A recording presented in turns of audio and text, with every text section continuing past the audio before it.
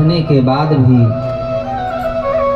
बीमार हो गए और बीमार पड़ने के बाद वो फिर अपने घर आ गए और उनका इंतकाल यहीं पे हुआ, घर पे। कहाँ वो संत बन गए और कहाँ फिर गृहस्थ जीवन में ही आकर के उनका अंत हुआ। तो भगवान की ये कृपा है, हम अपने जीवन की डोर उनको सौंप दें। जही विधि राखे राम ताही विधि रखे। हमारे आपके बस में हो तो हम किसी का भला नहीं चाहेंगे, लेकिन हमारे बस में नहीं है कुछ। इस प्रकार गोस्वामी तुलसीदास को बहुत सारे लोग ये कहते हैं कि बाबा गोसाई थे। गो माने इंद्री, स्वामी माने मालिक। जिसने इंद्रियों को अपने वश में कर लिया हो वही है गोस्वामी। इसीलिए तुलसीदास के नाम के सामने गोस्वामी लगाया गया। गौतम बुद्ध को बहुत लोग कहते हैं कि ये निम्न कास्ट के थे। गौ माने इंद्री, तम माने अंधकार। जो इंद्रियों के अंधकार से बाहर निकल आया हो वही गौतम है। 5 ज्ञानेंद्रियां, 5 कर्मेंद्रियां हमारे अंदर हैं जो हमेशा हमें प्रेरित करती रहती हैं। कर्मेंद्रियां कर्म करती हैं, ज्ञानेंद्रियां अपना जिह्वा को भोजन चाहिए। हाथ कर्मेंद्रियां हैं, कर्म करती हैं। यदि हाथ भोजन ना दे मुख को तो कैसे प्राप्त हो। नाक को सुगंध चाहिए, कानों को वाणी चाहिए सुनने के लिए, नेत्रों को देखने के लिए चाहिए। और इन्हीं ज्ञानेंद्रियों के द्वारा ही हम संसार में ऊपर उठ जाते हैं और इन्हीं ज्ञानेंद्रियों के कारण ही संसार में हम बहिष्कृत कर दिए जाते हैं। एक हमारे यहाँ कथा वाचक महेश शुक्ला जी आए, उन्होंने बताया अपनी कहानी।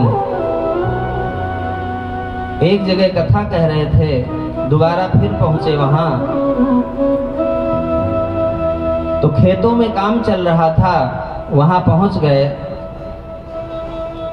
कहा कि भोजन बना रही थी उनकी पत्नी, बैठाया, चाय पानी नाश्ता कराया, भोजन बनाया, कहा कि महाराज भोजन कर लीजिए। अब भोजन करने जब बैठ गए और वो उनके पति देवता खेत में काम कर रहे थे, सब कुछ रख दिया और कहा महाराज जो कुछ जरूरत हो ले लेना, वहां भी पहुंचा दे, सुबह से कुछ नहीं उन्होंने भी खाया है। अब वो लेके चली गई। कहने लगे मैं भोजन करने लगा, कुछ दही में मीठा कम लग रहा था मुझे, तो हमने सोचा कि सामने से ही तो ला रही हैं, यही किचन में रखी होगी चीनी। गए वहां किचन पे उठ के और डिब्बा वो रखा था नमक का, उठा के उसी में 1 अंजलि डाल दिया दही में और ज्यों ही घेप करके जीभ में लगाया तो न खट्टा रहा न नमकीन हुआ। अब बड़ी समस्या। अब देखो बुद्धि की बात, सोचा चलो इसको कहीं नाली में ना फेंके, कहीं इधर उधर फेंक दें।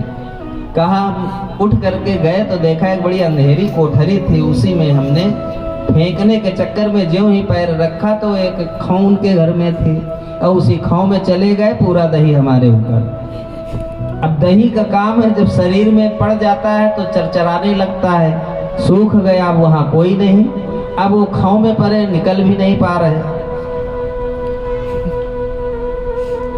थोड़ी देर बाद बगल में पड़ोस में नौन चाची थी, वो आई तराजू लेने के लिए। आवाज लगाया तो इन्होंने सुना तो इनको लगा कोई आ गया।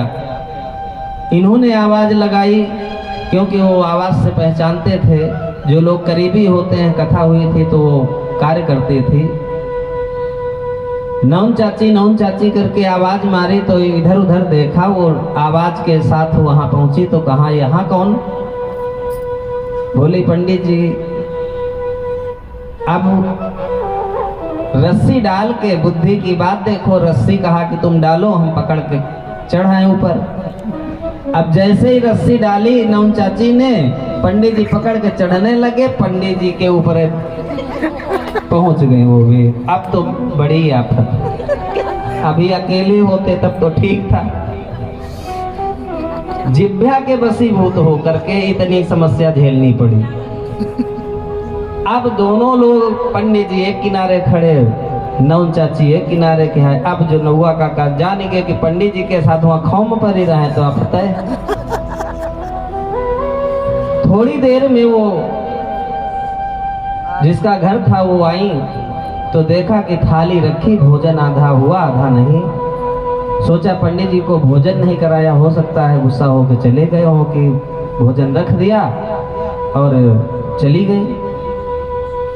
जो ही थोड़ा इधर उधर बर्तन बर्तन खटके तो समझ में आया कि अरे आ गई। आवाज लगाई इधर उधर तो उन्होंने देखा कि पंडित जी बोल रहे हैं। तो जैसे ही उस अंधेरी कोठरी की तरफ पहुंची तो कहा रे पंडित जी यहाँ कैसे? अरे कहा पहले निकालो। और हम ही नहीं है, तुम्हारी नौन चाची भी इसी में पड़ी है। सीढ़ी लेके आई बेचारी, निकाला। निकालने के बाद सारी कथा सुनाई।